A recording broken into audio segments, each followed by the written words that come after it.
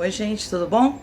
Hoje a gente vai conversar mais uma vez sobre direito de família, sobre um tema bem conhecido, que é o divórcio. Uma coisa às vezes que a gente não gosta de falar, que é uma coisa chata, né? Fim de casamento, fim de relacionamento, de história de amor, mas chega em algum momento é quebra-pau pra cá, quebra-pau pra lá, a única solução é o quê? Cada um vai pro seu lado, né?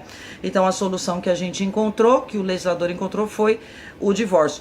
Não foi fácil chegar até aqui, mas a gente vai ver como é que foi e o que a gente tem que fazer e o que a lei fala para a gente poder obter o divórcio e cada um tentar reconstruir a sua própria vida. Vamos ver?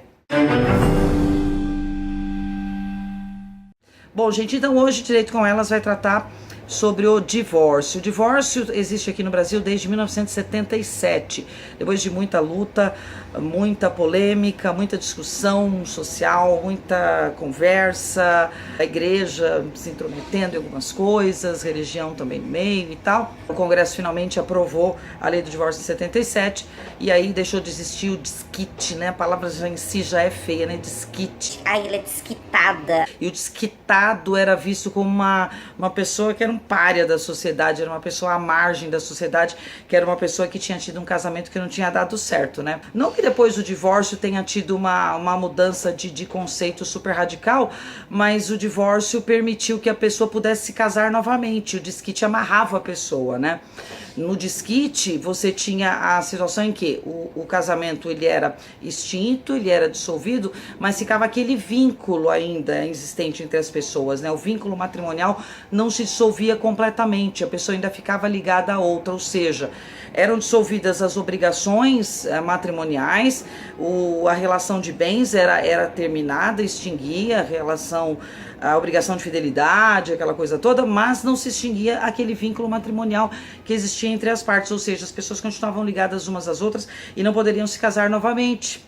Então isso era uma coisa muito complicada, tanto que em tempos passados, talvez aí o pessoal mais jovem, o pessoal que acompanha o canal aí, que é estudante, mais novo não lembra, mas o pessoal que queria casar de novo, sendo apenas desquitado, como o Brasil não admitia, eles iam casar lá no Paraguai. Então era comum o pessoal ir para o Paraguai, para o Uruguai principalmente, para casar no Uruguai e voltar para o Brasil, aspas, casado, porque no Brasil não valia o casamento.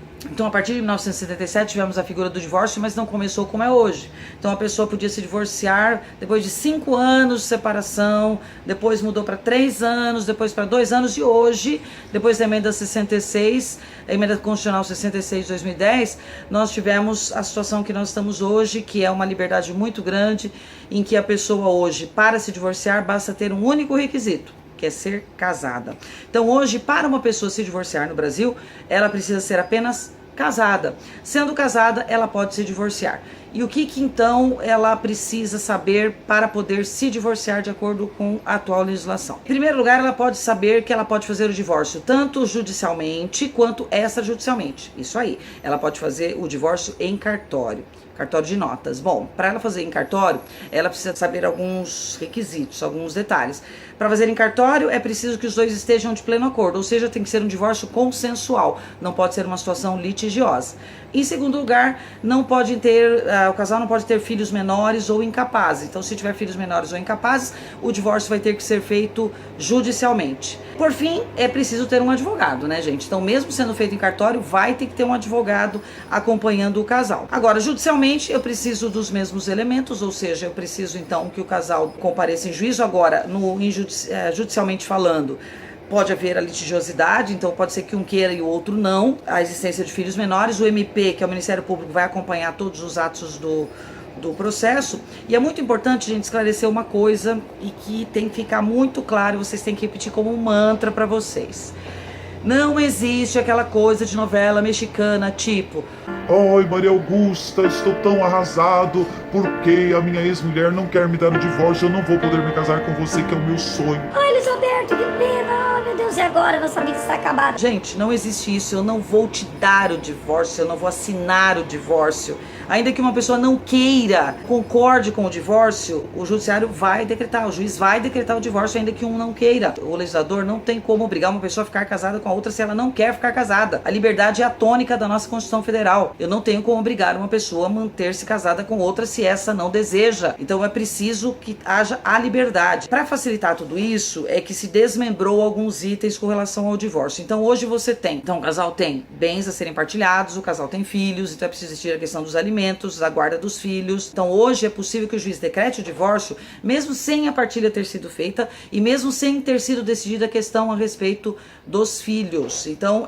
o juiz pode, a princípio, decretar o divórcio, e a questão a respeito de guarda dos filhos, visitas e alimentos pode ser decidida em ações próprias. Então hoje você tem ação de guarda de menores, você tem ação de alimentos, você tem ação de partilha de bens. Então o divórcio poderá ser decretado ainda que as outras questões relativas ao casamento ainda não tenham sido decididas.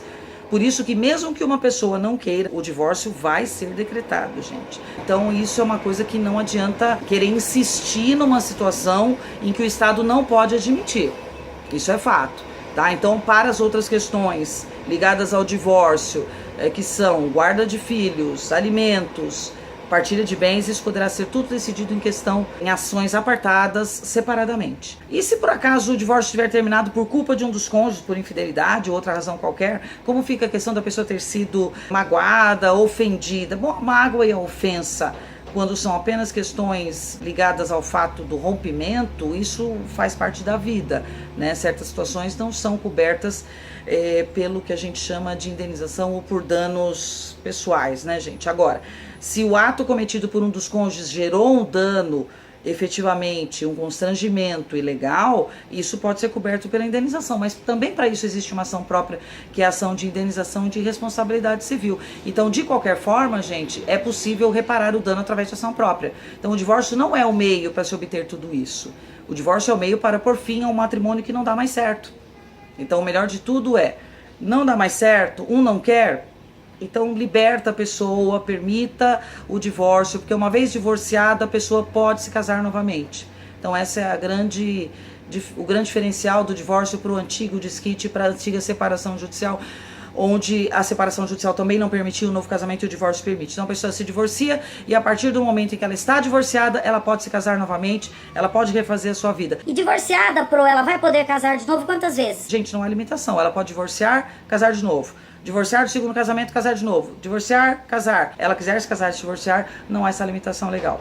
Então hoje, gente, não há prazo também para pedir o divórcio. Então você pode se casar hoje no sábado, não dar certo no domingo, você já viu que fez a maior besteira da sua vida, e na segunda-feira já entrar com pedido de divórcio. Então hoje não existe tempo mínimo para pedir o divórcio.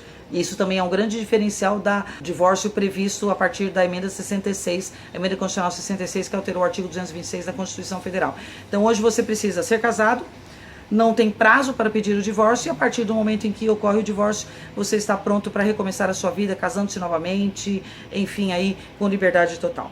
Certo, pessoal? Então é isso que eu tinha a falar sobre o divórcio. Se você curtiu, gostou? Dá sua curtida aqui embaixo. Continue acompanhando os nossos vídeos do Direito com Elas. A gente vai tentar sempre esclarecer da forma mais objetiva possível questões do direito, tentar esclarecer o juridiquês para quem não entende muito bem, tentar ajudar aí os estudantes de direito. Beleza, pessoal? Obrigado. Espero vocês no nosso próximo encontro, tá? Um beijo e até lá.